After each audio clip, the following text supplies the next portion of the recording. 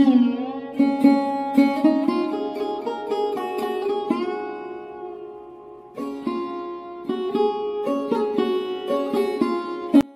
রাধে, শুভ সকাল। সবাই কেমন আছো? আশা করি প্রত্যেকে খুব ভালো আছো। স্বাগত জানিয়ে আজকে ব্লগটা শুরু করছি আমার আবারও গোপাল সোনাদেরকে নিয়ে।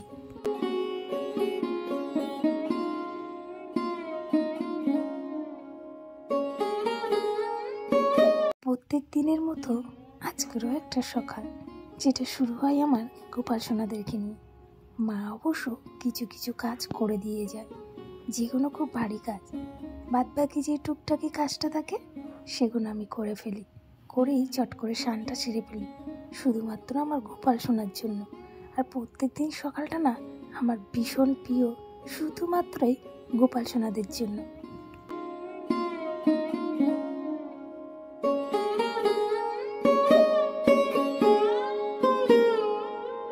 নিত্যদিন যে কাজগুলো আমি করে থাকি প্রত্যেকদিন সকালবেলা, সবার প্রথমে গোপাল সোনাদের মুখ হাত পা মুছিয়ে তাদেরকে একটু জল খাওয়ায়।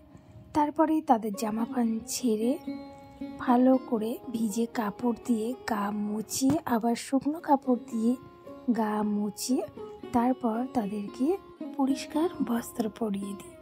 আর এই যে আমাদের পুচকু সোনাটা থাকে গুড্ডুর হাতে, কিন্তু আজকে তার গুড্ডুর হাতে থাকতে ভালো লাগছে না, সে আজকে নিচেই থাকবে তারই মামাদের সঙ্গে।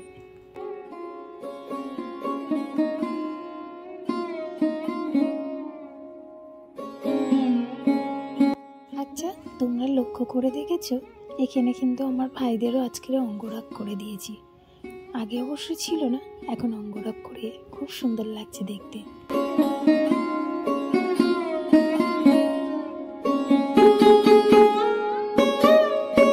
দেখতে দেখতে আমার বাড়ি যাওয়ারও কিন্তু টাইম হয়ে এসেছে। আর যখনই আমার বাড়ি যাওয়ার টাইম হয়ে আসে তখনই কেউ না কেউ আমাকে নেমন্তন্ন করে খাওয়ায়। জানি না কেন, হয়তো আমি অনেক দূরে থাকি বলে তাই, কিংবা ঘন ঘন যাই না বলে তাই, সবাই আমাকে খুব ভালোবাসে।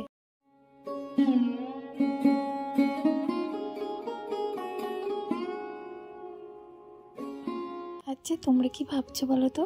গোপু সোনাদেরকে সেবা করে তাদেরই সামনে আমি মাংস খাচ্ছি? একদমই না, এটা ছিল ভেজ বিরিয়ানি। আমি খেতে পছন্দ করি বলে আমার জন্য বানিয়ে সে দিয়ে গেছে। সে হলো আমার বোনের যা, বেশ অনেকটা দূরেই থাকে আমাদের বাড়ির দিয়ে।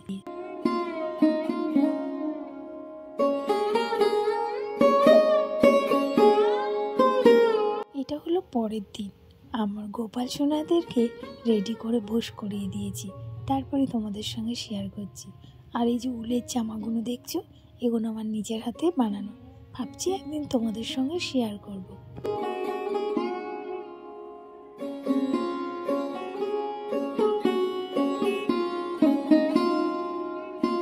এখন প্রায় বিকেলবেলা।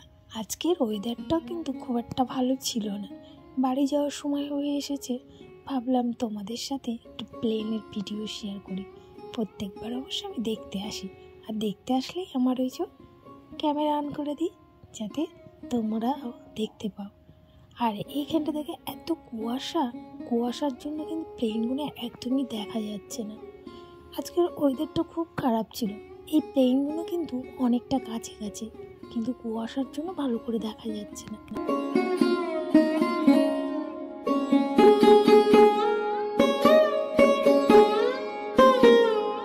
এদিকটা কিন্তু নতুন করে হচ্ছে, আর এখন কিন্তু আমাদের বাড়ির সামনে প্লেনগুলো দাঁড়াতে দেখা যায়, বেশ ভালো লাগে।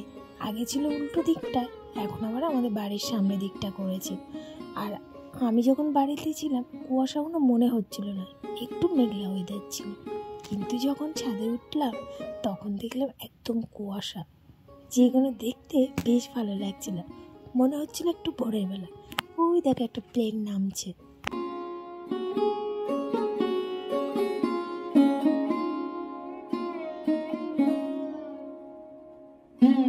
প্রত্যেকবার যখন প্লেন দেখতে আসি তখন ওই কাকিমাদের বাড়িতে আসি, ওই যে ট্যাঙ্কিটা দেখা যাচ্ছে পিঙ্ক কালারের, ওখান থেকে কিন্তু প্লেনটা খুব সুন্দর দেখা যায়।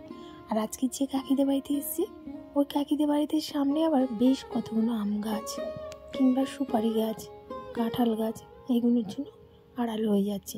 এক তো কুয়াশা, তার মধ্যে আবার গাছ। আজকের আর ওই কাকিমাদের বাড়িতে গেলাম না।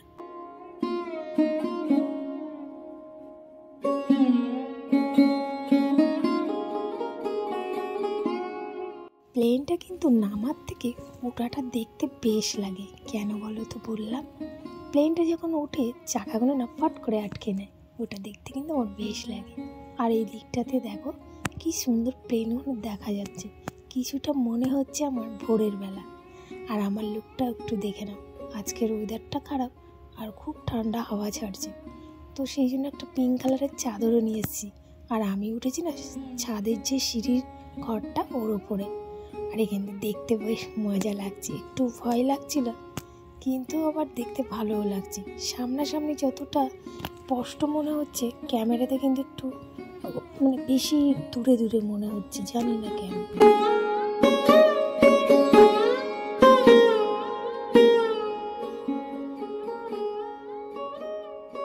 এই যদি আমাদেরকে জিজ্ঞেস করে তোমাদের বাড়ি কোথায়, আমরা যদি বলি আমাদের বাড়ি দমদম এয়ারপোর্টে, অনেকেই না আমাদেরকে জিজ্ঞেস করে তোমরা প্লেন দেখতে পাও, তখন বলি হ্যাঁ সারাক্ষণই তো প্লেন দেখা যায়। কত বড় বড় প্লেনগুলো আমাদের বাড়ির সামনে দিয়ে ওঠে আবার নামে। আমাদের অবশ্য সবসময় দেখতে ভালো লাগে না, কিন্তু রাতের বেলা যখন ঝড় বৃষ্টি হয় তখন কিন্তু প্লেনটা বেশি নামে আর ওঠে, আর খুব শব্দ হয়, তখন ঘুমানো যায় না। অবশ্য আমাদের অভ্যাস হয়ে গেছে, অসুবিধে কিছু হয় না।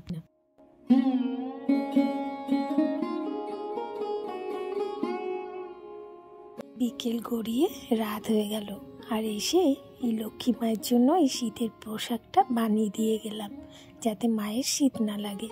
আর এইটা পরে মাকে অসম্ভব সুন্দর লাগছে। এখানেই শেষ করছি ব্লগটা। সবাই ভালো থেকো। রাধে রাধে।